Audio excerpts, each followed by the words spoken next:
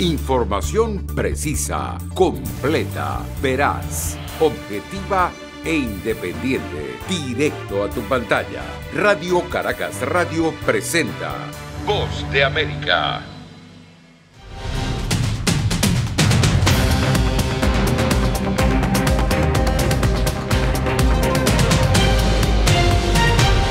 ¿Qué tal? Bienvenidos a Foro desde los estudios de La Voz de América en la ciudad de Washington, D.C. Yo soy Natalie Salas Guaitero.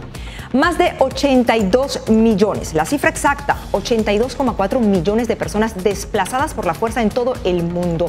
Esto según los más recientes datos de la Agencia de Naciones Unidas para los Refugiados, ACNUR. Se calcula que 20% de este número se encuentran en la región de las Américas e incluye a la segunda crisis más grande de desplazamiento externo compuesta por la comunidad venezolana, que ya se acerca a los 6 millones de personas refugiadas y migrantes. Imágenes como las que estamos viendo en este momento se repetían durante los últimos meses y años. Pero más que un número, estamos hablando de millones de historias, de vidas, de recuerdos, de futuros inciertos que cargan cada uno de estos individuos y que muchas veces luchan por sobrevivir en las condiciones más austeras. Mientras América Latina se esfuerza por contener la propagación de la pandemia de COVID-19, acelerando los planes de vacunación, diversos países han implementado programas de regularización para gran escala y hacer visible a estas personas desplazadas y garantizar como mínimo el acceso a la vacuna y la atención médica, que es lo más urgente en este momento. Presento a mi panel de expertos el día de hoy. Comienzo dándole la bienvenida a mi compañera Celia Mendoza, enviada especial de La Voz de América a El Paso, Texas, con motivo de la visita de la vicepresidenta Kamala Harris a la zona. Desde Washington está con nosotros Betilde Muñoz Pogosian, directora del Departamento de Inclusión Social de la Organización de Estados Americanos. Desde Sacramento, California, conectamos a Ariel Ruiz Soto, analista de políticas públicas del Migration Policy Institute, o Instituto de Política Migratoria. Y desde Ciudad de México, Erika Guevara Rosas, directora para las Américas de Amnistía Internacional. Bienvenidos todos.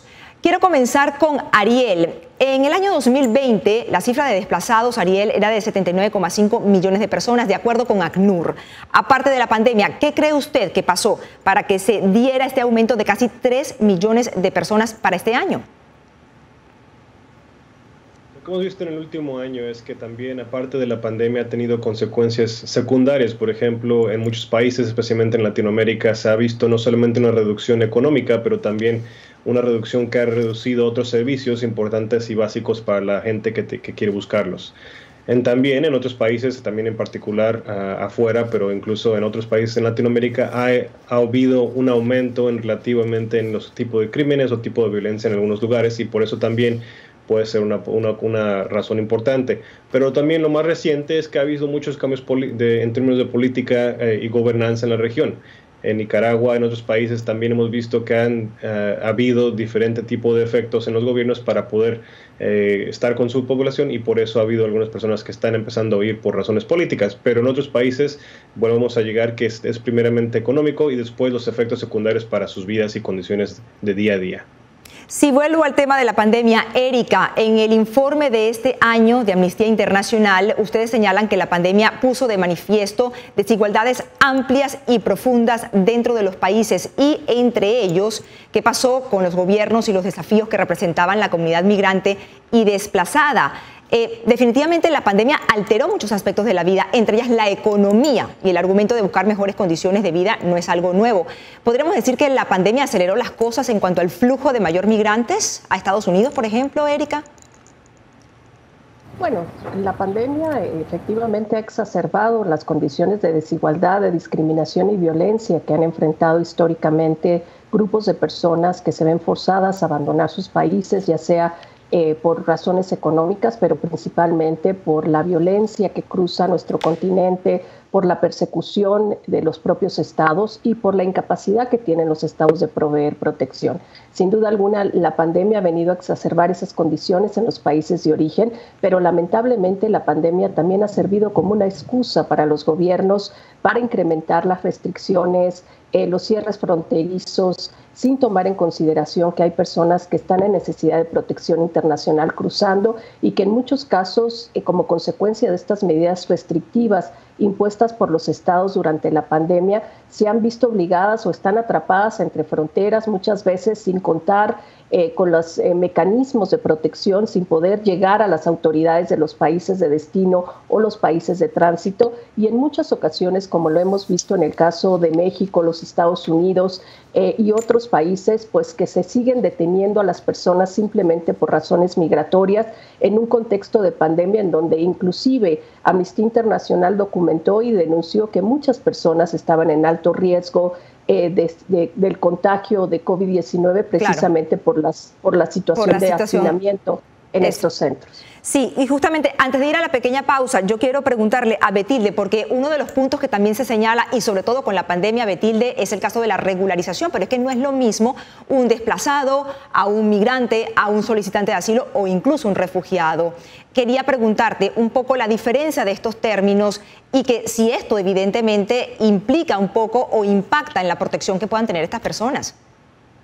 Hay definitivamente conceptualmente diferencias, marcos de protección diferentes para las categorías que tú has mencionado. Por supuesto, en las conversaciones políticas, en los debates mediáticos, utilizamos el término migrante, ¿verdad?, de algún modo para incluir a todas estas personas que se mueven de sus residencias, de sus lugares de orígenes, pero la terminología de migrante usualmente es para lo que Ariel refería, ¿no? Personas que de algún modo por razones económicas se mudan a otras localidades, ¿verdad?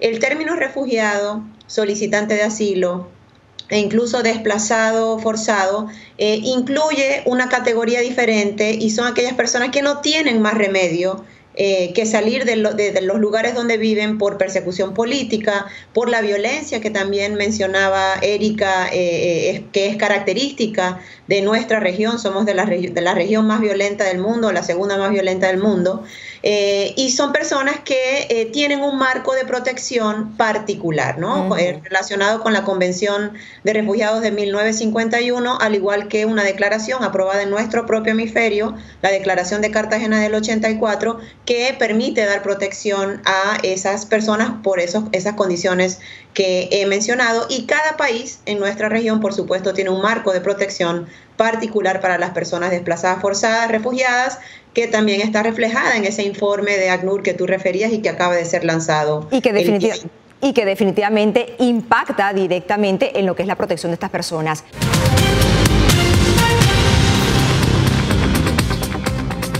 Continuamos en Foro y antes de la pausa anunciábamos que vamos a tratar de entrar en profundidad lo que ocurre en algunas comunidades migratorias. Y comienzo con México.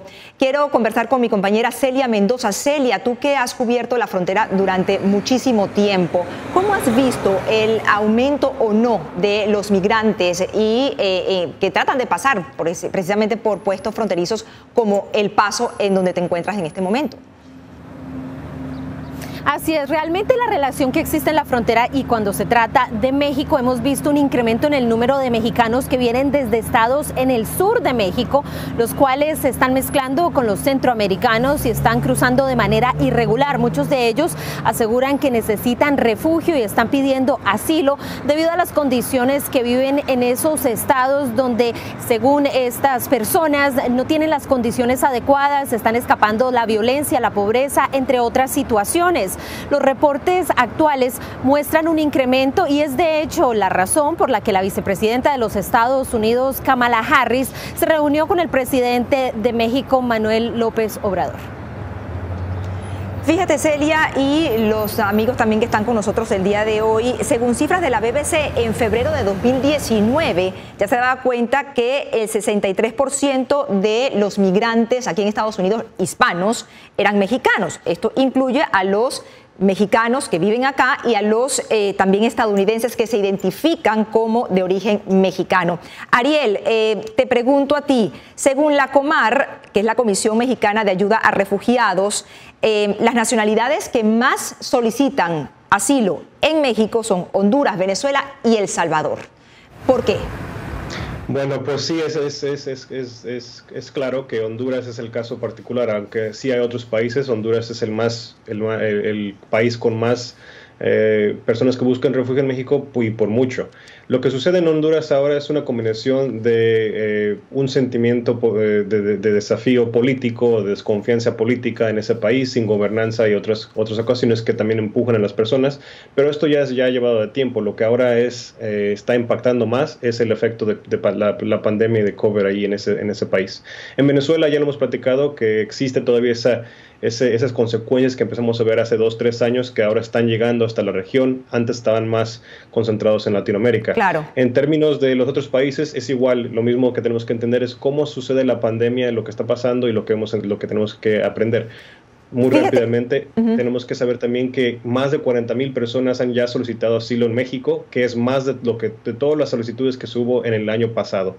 Entonces, eso no aplica solamente a un país, pero en realidad a una apariencia que está afectando a los otros países también. Y nos da una idea clara de lo que está pasando en América Latina. Tenemos una pregunta de nuestra afiliada Azteca Televisión en México. México ha estado recibiendo muchísimos refugiados, principalmente centroamericanos. Hablamos de salvadoreños, hondureños, en tercer lugar, cientos de venezolanos también han estado llegando. Pero ¿cuál es el reto? ¿Cuál es el desafío para un país del que históricamente es su propia gente la que huye de la violencia y las persecuciones? ¿Cuál es el desafío, Erika? Los desafíos, sin duda alguna, México no solo es un país de tránsito, también se ha convertido en un país de destino, y esto ha sido como consecuencia también de las políticas crueles, inhumanas de la administración Trump, que ha tenido sus efectos para persuadir a las personas a no intentar buscar el asilo en los Estados Unidos. Pero México también es un país que expulsa a personas en necesidad de protección internacional.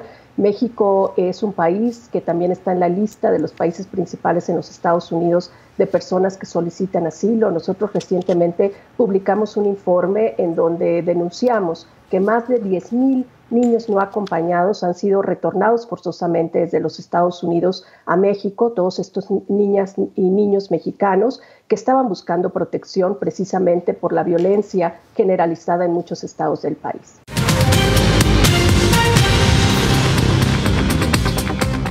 Continuamos en Foro de la Voz de América y un tema que estábamos tocando antes de la pausa era precisamente la situación de los menores no acompañados. De acuerdo con los más recientes datos dados por las autoridades de inmigración de aquí de Estados Unidos, la cifra actual es de menos de 15,000 menores no acompañados en custodia, que para el gobierno del presidente Joe Biden se considera un logro al compararlo con los 23,000 que se contabilizaban en abril aproximadamente. Celia Mendoza continúa con nosotros desde El Paso. Celia, ¿cuál es la situación justamente de los menores no acompañados? Tú que has estado cubriendo la frontera incluso desde hace años atrás. Definitivamente es una situación difícil y que se refleja justo aquí en El Paso, Texas. Fort Bliss, que es la base militar del ejército de los Estados Unidos, alberga a un gran número de estos menores no acompañados. Se han denunciado situaciones difíciles para estos menores y de hecho las autoridades locales están haciendo lo posible para acelerar el proceso de transporte desde la custodia de la patrulla fronteriza hasta llegar a las manos del Departamento de Salud y Servicios Humanos, quienes son los encargados de estos menores. Sin embargo, todavía existen cuellos de botella para poder procesarlos y garantizar en ocasiones la seguridad. Recordemos que bajo el título 42 estas fronteras están cerradas. Sin embargo, la administración Biden lo ha levantado y le ha permitido a estos menores quedarse, pero esto ha generado muchísimos problemas. Si ponemos el ojo en Centroamérica, Honduras, Guatemala y El Salvador generalmente los tratamos como iguales, pero tienen condiciones diferentes. Y precisamente tenemos una pregunta de nuestra afiliada de El Salvador, Tele2. ¿Qué puede hacer Estados Unidos o la comunidad internacional para incidir en gobiernos que dañan la democracia y en esa medida se vuelven en expulsores de migrantes y de refugiados políticos? Para citar un ejemplo, lo que está sucediendo en Nicaragua. Betilde. Sabemos que en el caso de Nicaragua, desde la crisis social, que también fue de represión política en abril de 2018, han venido saliendo números importantes para el tamaño de Nicaragua, de nicaragüenses buscando asilo, y alrededor del 80% de esos 100,000 que salieron en aquella oportunidad se asentaron en Costa Rica, y estamos viendo ahora con el estos signos de represión y de ataque a la democracia en Nicaragua, nuevas salidas de nicaragüenses hacia Costa Rica y hacia otros países. Entonces, la comunidad internacional tiene que, por un lado, estar atenta a las razones y tratar de resolver las razones por las que estas personas están saliendo, y también, como han venido diciendo mis colegas, poder dar protección a estas personas una vez salen. 20 segundos, Betilde, antes de la pausa. ¿Qué puede impactar tanto a unos padres para que dejen que un niño o un menor no acompañado llegue hasta la frontera? O sea, ¿cómo han evaluado ustedes esta situación, por ejemplo, particularmente tú en la Oficina de Inclusión Social?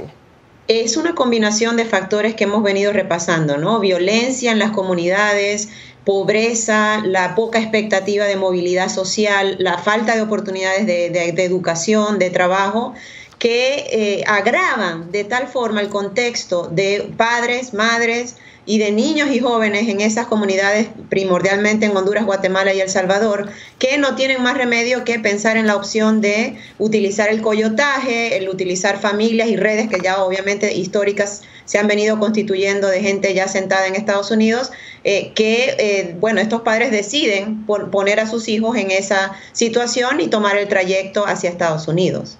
Gracias, Betilde. Fíjense, por datos del Migration Policy Institute, aproximadamente 3,5 millones de inmigrantes centroamericanos residentes en Estados Unidos se encontraban para el año 2017, pero arribaron antes del año 2000. Y básicamente las causas son guerras civiles en El Salvador, Nicaragua, Guatemala, desastres naturales, inseguridad, inestabilidad política y económica.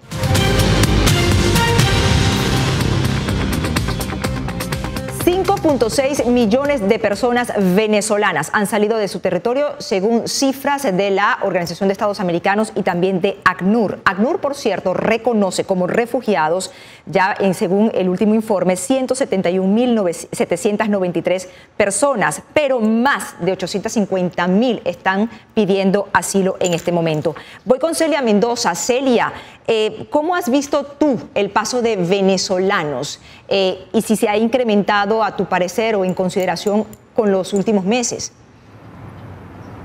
Hemos visto un incremento significativo, en especial en la zona del Río Grande. Esto es algo que las autoridades locales han documentado, inclusive el mismo alto comisionado para refugiados reconoce.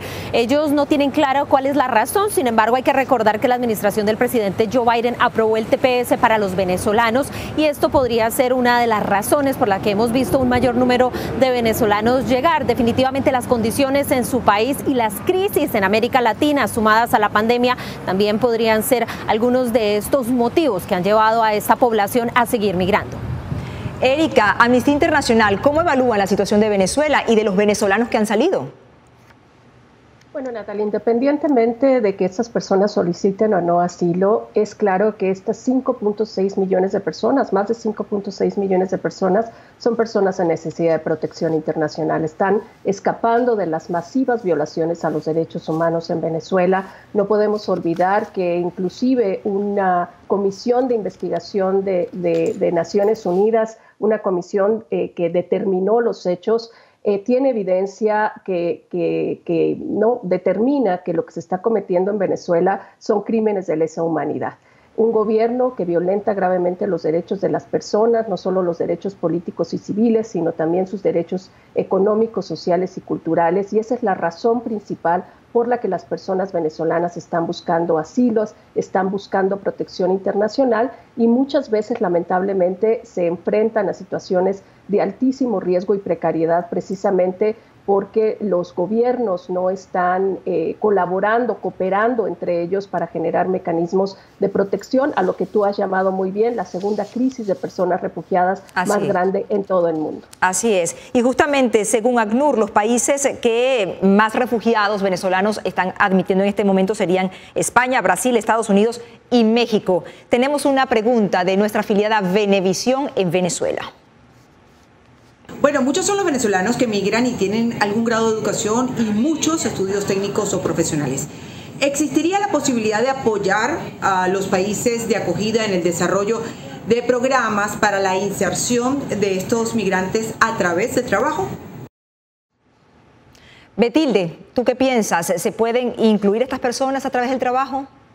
Sin duda, sabemos que el perfil sociodemográfico de estos venezolanos que se han visto forzados a cambiar de país, una gran mayoría son personas con estudios académicos, de oficios y formación técnica. Y la mejor manera de aprovechar ese talento es diseñando políticas públicas que permitan la convalidación de títulos, el match de los oficios que estas personas manejan, la ubicación en el mercado laboral formal, que por supuesto pasa por la regularización y el acceso a un permiso de trabajo para estas personas. Y justamente de regularización, Colombia, y eso lo señaló también el alto comisionado de Naciones Unidas para los Refugiados, Filippo Grandi, está dando ejemplo, a parecer, de ACNUR, o en opinión de ACNUR, de lo que están haciendo con la regularización de venezolanos. Ariel, te pregunto, un poco, ¿sientes que hay realmente voluntad de estos países de acogida para regularizar a tanta gente y darles acceso a estos servicios y derechos que pueden tener? Cada país funciona diferente, pero Colombia es un ejemplo a seguir. La intención y también la política que están tratando de empezar ellos para dar esta protección para los venezolanos es muy importante y sí sería un ejemplo que tenemos que seguir. Lo más importante es poder darles a estos países acceso a educación, a salud y también a protección y bajar también el nivel que usualmente sucede en ciertas comunidades de antimigrantes para poder que los venezolanos se puedan incorporar de una manera más fácil y más rápida. Pero ciertamente Colombia es un líder en esto y también otros países en la región, también Argentina y en un dado caso fue Chile también otro país. Quiero volver con Erika, Amnistía Internacional, el tema de la xenofobia. Justamente Stein de ACNUR hablaba un poco de si hay en los gobiernos una voluntad o programas para reducir la xenofobia. Pues la verdad es que vemos muy poco y muchas veces son las propias declaraciones de los gobiernos los que alimentan esta cultura xenófoba que está afectando desproporcionalmente los derechos humanos de las personas refugiadas y migrantes en los diferentes países. Declaraciones tendientes a vincular a personas refugiadas con crímenes comunes o simplemente acusar a las personas refugiadas y migrantes del colapso de nuestros sistemas de salud, de los sistemas de educación, pues es como la puerta fácil que toman los gobiernos para no asumir sus responsabilidades y que crea una cultura de violencia, una xenofobia en contra de las personas necesitadas de protección. Así es que más bien es el llamado a que las autoridades tomen como un tema de mucha seriedad el tema de la xenofobia creciente, porque se están incrementando las violencias contra estas personas y también se genera un clima de discriminación en donde inclusive no tienen acceso a ciertos servicios precisamente por esa violencia. A este llamado de amnistía también se une ACNUR, que ha señalado incluso la necesidad de la regularización precisamente para ayudar a estas personas. Bien, gracias a todos, gracias a Celia Mendoza desde El Paso, Texas, Erika Guevara Rosas, también a Betilde Muñoz Pogosian y Ariel Soto Ruiz por habernos acompañado el día de hoy en Foro. Los invitamos a que nos sigan en nuestras redes sociales. Será hasta la próxima semana. Les habló Natalie Salas Guaitero. Información precisa, completa, veraz, objetiva e independiente. Directo a tu pantalla. Voz de América en RCR 750.